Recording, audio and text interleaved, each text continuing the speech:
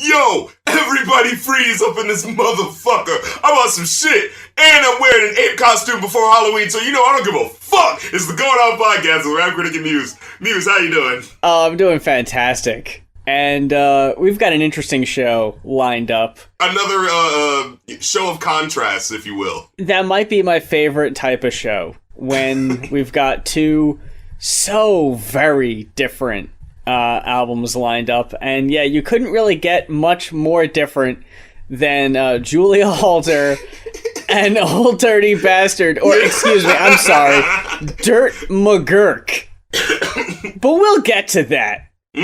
Dirk. I don't want to say Dirk. No, it's Dirt McGirt. Dirt is gonna have to be the main event.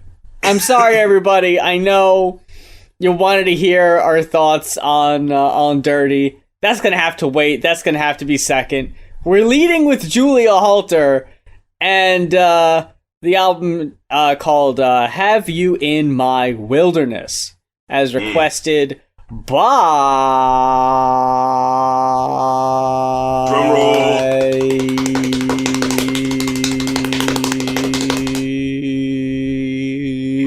Alex Von Berg. Whoo! Alex Von Berg, thank you so much for requesting "Have You in My Wilderness" by Julia Holter. Darren, rap critic, my friend. What did you think of Julia Holter and "Have You in My Wilderness"? I'ma say this. I supremely enjoyed it, actually. Every single second. It's funny, you said dream pop. I didn't actually look up a lot about this one. This was just a... I don't even know if it's technically dream pop or not. That's just the vibe I got. It's too intricate for dream pop. Yeah, I don't know. Well, I was just going by the style of vocals and how they're just very, very airy, it's very echoey. I love you, always, forever. But there's like a whole machine of like moving parts behind it, so like it never stays the same for more than like 30 seconds. You know what I mean? It's that fucking "I love you always forever," but like at half the speed. Yeah. It sits with you, and you have a lot of time to let it ruminate, to let it wash over you. And I'm gonna say that's probably one of the most accurate descriptions, is that it fucking washes. Mm-hmm. Yeah, it's not a singles album. No, I'll agree. But I will say, spoiler alert, it's a Halloween miracle, and it's not even Halloween yet. We actually agree on something. I think we've had a track record recently when we have albums like this specifically that aren't rap, that are more poppy or singer-songwriter-y. You tend to like them more than I do. This time we're on the same page. This may seem bold. As someone who considers myself a critic of the Beatles, you know what I'm saying? Like, I understand their greatness in pop music, but there's a bit of a critical eye, especially on their earlier joints for me. When you get into their later stuff where they're way more experimental and like doing weird shit, this album sounds like what pop music should have started doing. Like, this is the end result after 30 years of like pop music being that weird and experimenting and going in these weird places. Because the thing is, like, as I'm listening to it, it's like it has that easy listening feel of like a pop song during a lot of it, but it just changed right there as I'm listening to it in this weird way that's like, holy fuck, where's it going now? And there's so many lyrics on, I'm a lyrics guy, but there's so many lyrics in this where I'm just like, I have no idea what the fuck is happening right now, but it sounds so good and it's so engaging that I'm just like, okay, yeah, where are we going next? All right. Skipping ahead to my favorite tracks that got the highest ratings, and you might see a trend. Lucette, Stranded on the Island, Betsy on the Roof, and Vasquez. They're the three songs that are the easiest to follow in what is going on. Every time Boots, that's the faster, upbeat, it's a little poppier, a little catchier. Vasquez. Betsy on the Roof, Lucette, Stranded on the Island. That last one specifically was based off a Russian work I'd seen. Julia was basically just telling the story from that in song form about just a woman who is on a boat with a man who sees she has a fucking piece of jewelry, and he's like, hey, I want that. I'm gonna kill her, leave her on this island, and take it from her. And it's like, yeah, Men, am I right, ladies? Can't live with them. They leave you stranded on a desert island to die. But Vasquez. damn, I really like that song. Again, it ends up with someone fucking dying. But in that one, it's like, hey, it's the story about the famous bandito. Vasquez. Which, again, I think even might be a based on a true story this time, but it's got, like, jazzy drums and deep bass sounds. Ooh, and that was the one, the Lucette one, that was the one where it started off and, like, it sounded like an orchestra warming up, you know, and then it kind of worked and layered into the beat, and I was like, holy shit. Like, it was moments like that where I was like, you genius motherfuckers. I don't have any songs on here ranked less than a 3, but the 2 that did get 3s, so I guess in that way they're my least favorite tracks on the album. Night Song and the title track, Have You in My Wilderness. I thought that was a weak track to end the album on, and also a weird track to name the album after. Like, you're putting a lot of importance on this kind of mediocre track. So this is kind of like her saying, I want to have you in my wilderness, and then you see the very yogic door that's next to her on the album cover there. I'm just saying, I think it's a sexual boast. I'm just saying. Okay. But it's subtle, because she being slick. How Long and C Called Me Home were 2 of my favorites. How Long specifically because of, like, I thought it was one of the longer tracks, like, after I remember listening to it the first time, but it wasn't. But, you know, it's called How Long, and when you listen to it, there are, like, these strings on it, just like this ocean of strings that are just, like, straining and just holding the melody in a very, like a stiff winter wind that she's, like, cutting through with her voice, you know what I'm saying? And then in the middle of the song, like, all of that heavy string cuts, and then it just starts playing along with her as she's saying all the people run from the horizon or something like that. It was just fucking harrowing, like, how it was unfolding. C Calls Me Home, though. I thought you were going to point that out for the goddamn sax solo! Oh! What? What are you doing in Springfield? That was the least expected instrument. I did not expect to hear a fucking sax solo it was on just this swimming thing. in the fucking music. Oh my god. It just fit right in. It was the least expected, but it was like, hey, you fucking made that shit work. The impactfulness of her saying the words and how she says it, I can't swim, its lucidity is so clear. I can't remember exactly the melody, but I just remember it hitting me the way the melody kept coming back. It was just like, holy shit, this is fucking cool as shit, you know? Like, I had to check to make sure I wasn't in a dream or some shit. And I was like, how the fuck can this be so good? We're being blessed after fucking Sesame Street Gangsters and all that shit. Oh, fuck. You had to remind me. I'm gonna say the lyrics don't always hit the strongest because sometimes they are kind of a bit abstract for me, a little hard to follow. Of a unsung hero, something we haven't mentioned yet, almost steals the show in every track it's in. The fucking drumming and percussion. Oh shit, yeah, I wrote that on track 1. It's like an odd time signature with the drums on that track. Oh my, it was so cool the way it kept switching up. Yeah. And it never felt jarring. No. It just felt like it was just guiding you into the next rhythm in such a smooth way. I don't know how to fucking describe it. It was just so cool. They sounded so good. The production overall, it sounds so good. It's a musical fucking tapestry. Every instrument shines so bright. Like, from the piano to the strings to the fucking sax to the drumming that is kind of jazzy at times, especially with, like, when it comes with, like, an odd time signature you weren't expecting. It's like fucking bebop, weird, late, 60s, early 70s jazz, It's coffee shop cellar beatnik music without the pretension. Precisely. Or if it is there, it sounds so good you're willing to forgive it. Yeah, because I will say, it does come off a little pretentious, but not in a way that... Yeah. I'll let it live. Yeah, exactly. I'm not going to say all this shit makes sense. No. I'm trying to look through here and see which ones didn't make sense. I think Silhouette was one of them where I was like, I don't quite get this one, but yeah, okay. Number 2, I literally wrote, I'm just not going to understand a lot of this, but I want to keep listening. That was the one, yeah. The piano and the strings on that one, I thought, did a much better job at painting a picture than the lyrics were even attempting to do. maybe they did it backwards. Maybe instead of like, writing lyrics and then making a beat that fits it, they're like, we're gonna write the music and then wherever the lyrics feel like they fit in, we will announce them or something like that. Oh yeah, something really artsy like that. It's almost like instead of making a rock opera and having a double album be its soundtrack, you record the double album and then base the movie on it. And then some schmuck makes a really poorly thought out review of it decades later. Is what you're saying. But that would be ridiculous if that happened in this. For this 2015 album that you were specifically talking about, of course. No, absolutely not. I hate to cut it here, but I honestly don't know what else there's really to say about it. I was just about to say, like, I mean, I give this a 5 out of 5. You should really listen to this. Like, it's like, dude, get your ass cultured. Like, this is a good ass fucking album. I was teetering between a 3.5 and a 4, but I'm gonna lean it over to the 4.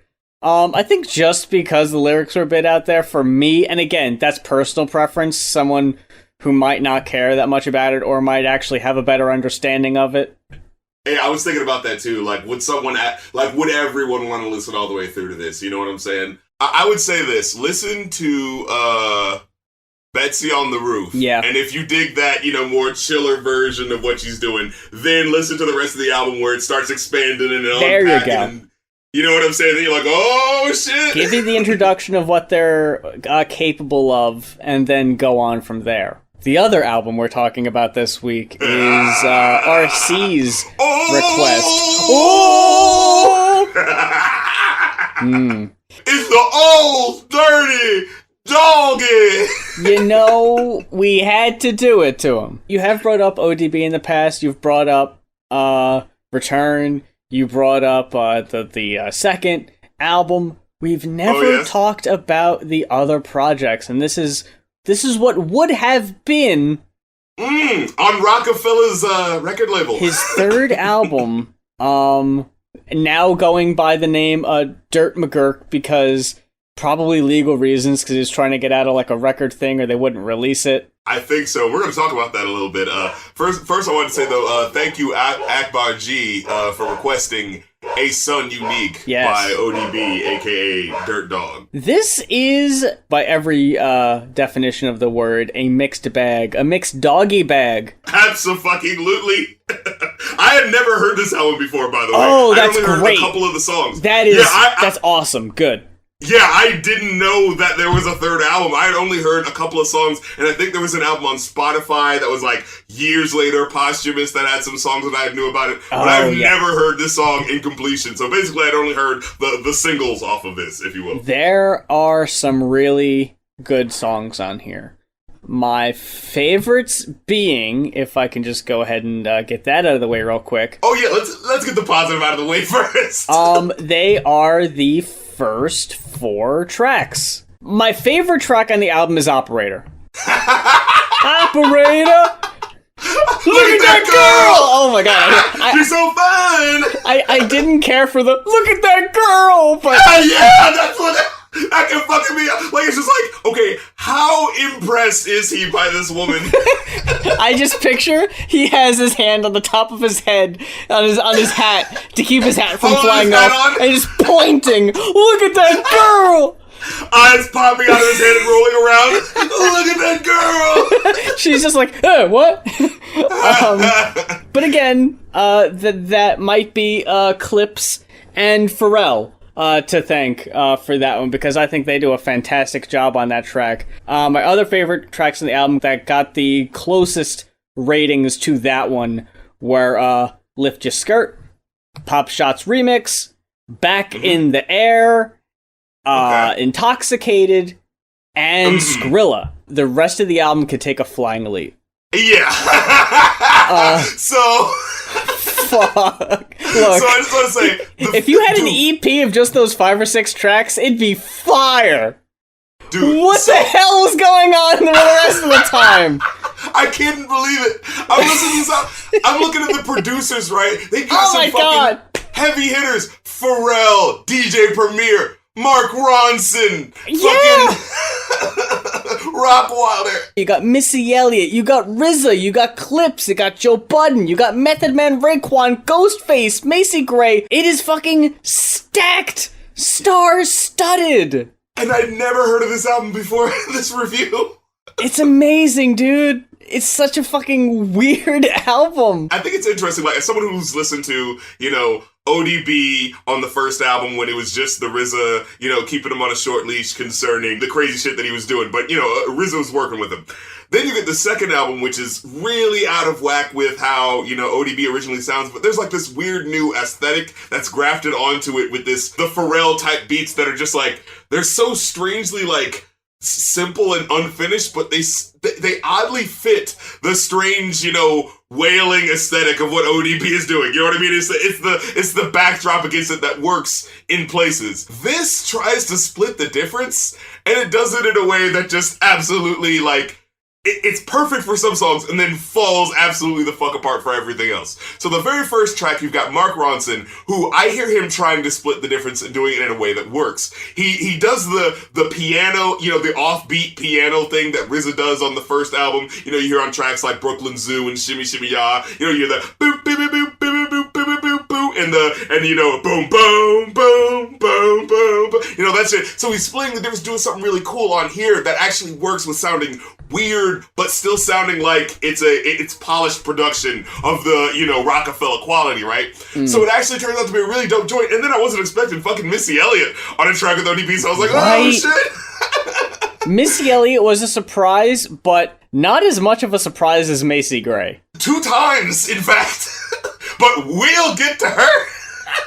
We'll fucking get to her appearances, because I wanted to bring up this specifically. Pop Shots, the version that's on here, pissed me off, because I love ODB's original version. This version with Fam on it from MOP, he was not on the original, and he definitely sounds shoehorned in. Like, when you listen to the verse, it's just like, wait, he's not even really talking about anything, and he's saying that he's gonna be like, yo, let me tell you about the ODB, but anyways, it's all about me. And then at the end, he's like, yo, ODB, it's all about you. And it's just like, what? But no, it wasn't. You were just saying it. What annoyed me was the pop shot. I hated that.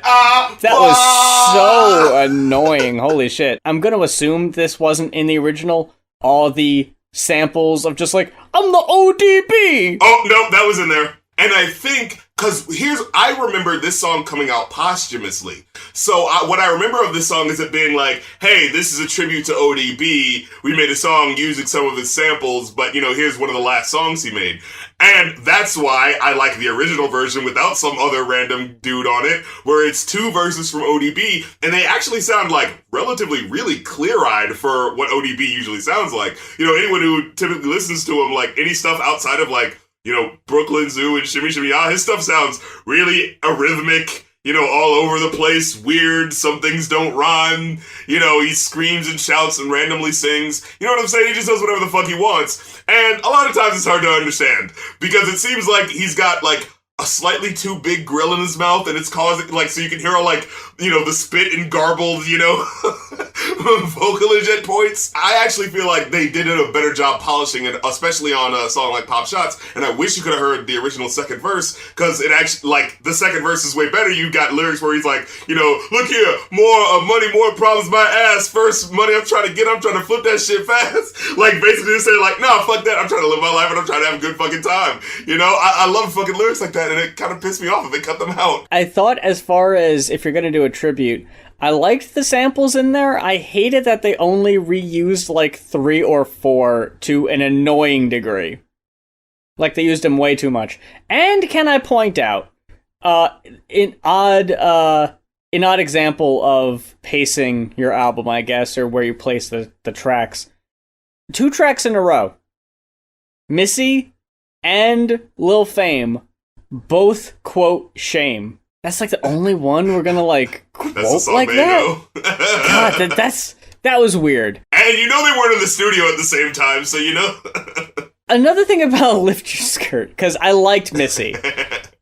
Missy did a fine job on that track. I like her verse.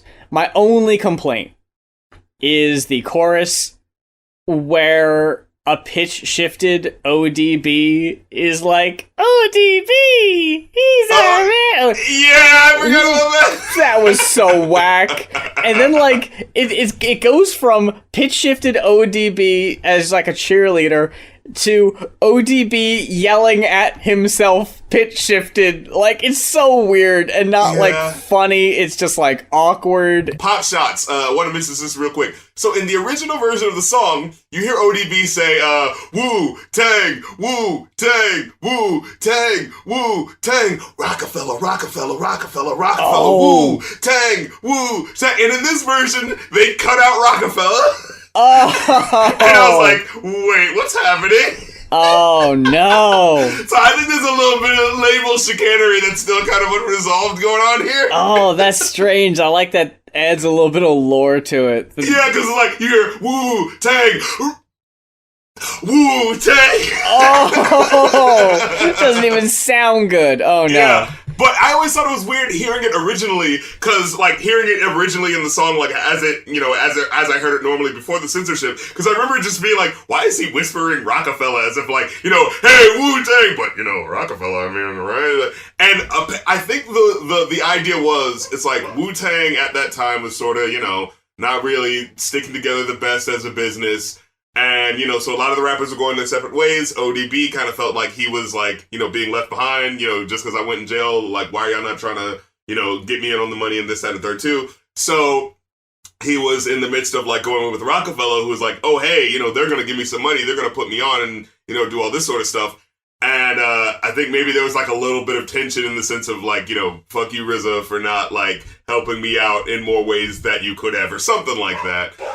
Of course, after that, you know, life goes on, and this and that and the third happens where people are trying to get this rights back and that right back, and maybe ODB and RZA, you know, got cool with each other before the album came out, so there was, like, a whole thing of, like, who should be able to be declared what on this, so I think it was just, like, in the middle of shit was going on, like, with legal battles and shit, and then he died, and then it's just like, well, fuck. RZA is, I think, the most involved. Yeah, and that was the thing that was confusing me, because I was like, because with the second album, it was mainly Pharrell and them producing it, so I'm like, with this album, I thought it was going to be even more, because, I mean, Lil Fame is on there at one point, that's Rockefeller, Joe Budden, I think he was messing with, like, Jay-Z and them, like, so that's, like, Rockefeller, the freaking dude from, I know you're not going to remember who these guys are, but, Chris and Neef, can't stop, won't stop, Rockefeller Records gives me. We get down, baby, we get down, girls and girls that love us, cause we stay fresh to death with the best nonetheless, It's the most generic, like, song from the mid-2000s, but it was like, you know, Rockefeller affiliated. All these Rockefeller features, I'm thinking like, oh, is this a Rockefeller album? But then I look at the production, it's like, RZA's on it, and I'm just like, what is happening? There's like a war for ODB soul happening on this album. But, so, and that plays out in the production. So, you get Back in the Air, a joint that has Ghostface Killah on it, actually has that, you know, hardcore, like, old, you know, grimy Return to the 36 Chambers sound. And I really enjoyed a joint like that, right? Well, Work For Me is the next track. Oh, no! Yeah! That was the turning point. Yeah, the first thing I wrote down was like, these goddamn party songs aren't working. Because it's like ODB is he doesn't work on a very nice, happy, normal, mid-2000s rap beat. You know, he doesn't, like, him wailing and doing all that shit, it doesn't fit on a fucking chingy beat. You know what I mean? Where everything just sounds like these weird blips and blooping synthesizers with it. You know what I mean? Like, that doesn't fit him. His opening verse is stunningly bad. And I think it's stunning because it hasn't been this bad up until this point. It's been pretty solid. Mm-hmm. And then you get a whack verse from this young Chris. Oh, in the ooh in the back. Like they're trying to, you know, make this song sound so fun. Oh, man. Yeah, this is going to be bumping in the club. You skip Work For Me, thinking in your head, well, at least the next track can't be any worse than that. And then it's worse than that. It might be one of the worst songs I've ever heard. You know, I don't know. Ah. Again, I get caught up in that level. It's like, is this wrapping back around to being so bad it's actually Okay, enjoyable look. by the second verse? I think that's what they were going for, and I'll agree. It has so bad it's good or fun potential, but it never gets there for me. It's just bad.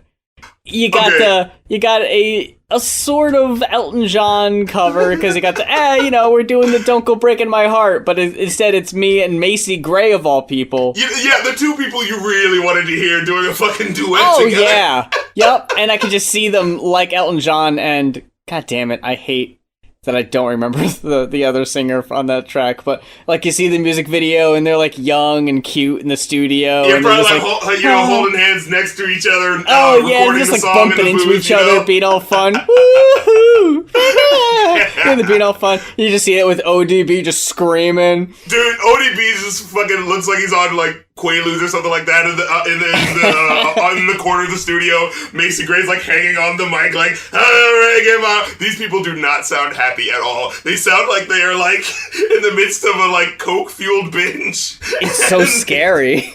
Yeah! Oh my god! There's like one part where, what is it? There's one part that gets censored where he goes, Macy and ODB, too hot for the tea, F you, and then the next part is like, that's what I'm gonna do with you, baby. And she goes like, what does that spell? And he spelled F-U-C-K-I-N-G, but they edited part of the spelling for some reason. But that's not the weird part, where he goes like, let's go to the park after dark, rob some bitches, stab a bitch nigga, and get some on your knees, and leave you and fuck your doggy. And it's like, what? What about stabbing people? What the fuck just happened? And then it's like, I'm gonna take you to the movie. Yeah! It doesn't matter which movie. Then go to the movie. I don't care which movie. I just want to get some popcorn, make it salty. It's so embarrassingly bad. It's like the Bismarcky, you've got what I need, but like cranked up. And, except, like, Bismarck, he's, like, really drunk and tired, and the song's not as fun now, Yeah. Because it feels like, it's like, at first we were laughing at him singing badly, but I think he needs to go home. It's just, like, really, but then it kind of becomes that, like, that sort of Mad TV parody of Whitney Houston, Bobby Brown sort of enjoyment at some level, where you're just like, am I just supposed to be enjoying how weird and dysfunctional this obviously sounds? I gotta point out, because you mentioned Mad TV and you reminded me, thanks to you, I cannot hear Hey Ya on the radio without thinking about that horribly embarrassing Mad TV. And the Mad TV parody! Oh my god. There's like one good joke. That's fucking stuck in my head now. The goddamn Mad Orlando TV. Jones. Oh. Why does he say I'm scary? Why does he say that? I know, what's funny? Like, I remember watching that and being like, I love Orlando Jones, and I haven't seen them for a while, so I'm supposed to enjoy this. And I remember just, like, watching it and just be like, I haven't laughed yet in this skit. They forgot the jokes. They just forgot to put them in. Hey, y'all, listen up to me. Oh, it's not even clever. It's so bad. Oh, why did he say that? I don't know. Why? The delivery is the worst part. And then when he randomly does, like, the Jamaican accent. Oh, are you doing mad? Is it mad? I was like, where's this? Why is he doing this? Like, was that even a character he ever did? I don't know. Like, what the fuck is happening there? They wanted to parody Hey Ya so bad, and they just had no idea how or what context. They just knew it had to happen. Yeah, we're gonna do it one day, goddammit. But after Don't Go Breaking My Heart, it goes to The Stomp Part 2, featuring the RZA, which is another just what the fuck is going on here. Oh my god. Track. When the so RZA bad. is just like screaming on the hook. And it's just like, RZA, please stop. Like, yeah, RZA's voice works in certain things, but to do the trying to match ODB's energy and screaming while still sounding like he has a mouthful of marbles, like it just doesn't work. You're sitting there, you're listening to the stomp, and you're thinking, whew, this is bad. No way could the next track possibly be any Worse! Yay! Da-da-da!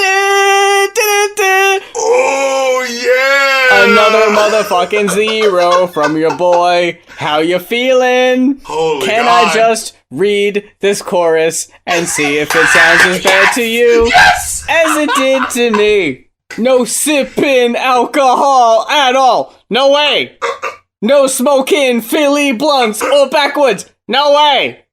No leaving the state of New York. Stay home. It's all good, long as I can still feel some breasts. Like, the way that is so shoehorned did make me laugh. It's all good as long as I can still feel some breasts. Like, okay, look. He's doing this rhythm as if there's some rhyme that's to be expected, you know? And then there just isn't. And then it just, I just want to feel some breasts. like a desperate plea, like, guys, I've been in jail, can we stop recording? I just want to go to a titty club and just see some titties, man. I just want to get reacclimated to my life, stop working, be like a workhorse in this studio, please. And if that was the energy that was, like, on the rest of the track, I probably would have let it live. But it's one of a couple tracks on here where they just got these cringy as fuck, like, backup singers. Oh my God, you've got to play a sample. A wiggle wiggle, a wiggle wiggle, Yeah! a wiggle wiggle. I couldn't take it! It's I so was like, corny. No! Yo. Okay, so Todd in the Shadows, he had said, I remember he did a review of the song Wiggle with, like, Jason Derulo and Snoop Dogg. And he said, like, the word wiggle is not in any good song. And it's like, as I was listening to this and I heard the little, wiggle, wiggle, wiggle, wiggle, I was like, oh, damn, he is right. You just can't make a good song with the word wiggle. The fucking blooping synth, the fucking, chingy fucking absolutely inappropriate for an Old Dirty Bastard song synths. And oh, there was one point in particular where it was at the beginning. So you hear the raspy, oh yeah, and you hear the bleeps and bloops. But then it was at this particular part where it's like you hear like a whole bunch of timpani coming out of butt fucking nowhere. So it's like it sounds like all of a sudden really important, but it's in that like this is you can tell it's just a cheap ass fucking synth. So it's just like so the beat cuts out here, and then you hear the little beep, beep, beep, beep, beep, come back in. So it just absolutely takes away any of, like, the coolness that timpani was even slightly having. There's the wiggle, wiggle, wiggle, and then you also got the woo, woo, woo, who? Woo, woo, woo, who? Oh my God. Dude. It's so embarrassing. Like, I was cringing so hard. I couldn't believe. Why is it on here? Like, get it the fuck off here. Like, who the fuck thought that? I could, like, when I saw it was the hook. You know? Like, I saw that the line, you know, no sipping alcohol, you know, I want to find some breasts. And, like, I was just like, okay, ODB's weird, that's a little, and then I looked up and saw the hook, as in, this is the part that you want to hear again. This is the part that we really thought you wanted to hear more than once. But then, you get Intoxicated. Yes! Which is like, one of the best songs on the album. It's so good. On this one, It's so different. You got Meth, you got Raekwon, and Macy Gray. Macy Gray saving this. It's the redemption arc of Macy she sobered Gray. up, you know. From that last starring performance. It's like, She does hey guys, sorry about last night. I was going through a breakup. Things were kind of intense. I don't even remember what the hell was going on last night. But Macy does a really great chorus on this one. I think Raekwon has a really great verse. I wasn't as sold on Meth's, but I honestly think ODB had like the best verse on here. Yeah, especially the way it ended. Again, it was the ODB touch, but it was like more clear-eyed and lyrical, like I was saying. So I want to quote it. Where he goes like, touch me in Cali or the streets of Maui in the 2006 pitch black Audi. Driving by bitches, I'm like, howdy. Duty to all you beauty bitches that crown me. I fucking love that. I just love that. Driving by bitches, I'm like, howdy. Duty. It just caught me off guard. just kind of wrap things up here, because it just kind of peters out from here. Yeah, there's just a bunch of like, for me, I was just looking at a bunch of, like, hooks that just seem to not really do anything. Like, the Dirty and Grimy song just feels like it feels like the ad-libs are there, but the, like, actual rapping for the hook isn't there. Yo, yo, yo, Dirt McGirt! Yeah! Yo, yo, yo! What the fuck are we even doing here? Exactly. Yo, yo, yo! Gotta get this on wax, Dirt! Whatever the fuck we're doing. Danger Zone, not very impressed with Budden. Yeah, and the lounge, homeboy, you in the danger zone. What? Relax, you're in a dangerous area. Kick your feet up, you in the danger zone. Like, what the fuck is happening in these songs? Sit for a spell, you're in the danger zone. We gotta fucking hit on Skrillex. It's another RZA produced track. Explosive fucking beat on this one. There's so much going on. Okay, out of fucking nowhere after all these other songs that are so disappointing. It's almost like 2 or 3 beats are going on at the same time. It's almost too busy, but I liked how, you gotta pander a little bit. There's a couple tracks on the album where they do the woo, woo. Oh, of course. Because people like that. Of course. It gets a fucking pop out of me, too. It's the brand.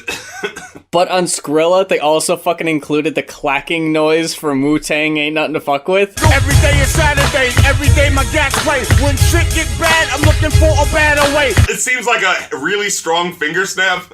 Yeah, or like wooden sticks slapping together or something. I heard that in there, and I was like, okay, a little nod. Okay. And then Don't Hurt Me Dirty. Oh my goodness. What in the world? I won't hurt you again, Dirty. Oh yeah? Please don't hurt me again, Dirty. It's so awkward. It's passionate. And then afterwards it's like, oh, don't hurt me again, girl. It's so fucking weird, dude. What's happening? What was it? Oh, I wanted to point out this one lyric on Skrilla that just came out of nowhere. It's like the most, like, sci-fi rap I've ever heard from Old Dirty Bastard. Check this out. He goes like, disrespect me when I lay my head, my hammer spray, my cyber-tech nylon suit reflects gamma rays. Like, where the fuck did that come from? You're about to fucking play it off, but then you're like, wait a second, wait, what was it? Yeah, exactly. I'm sorry, what was that? Dirt?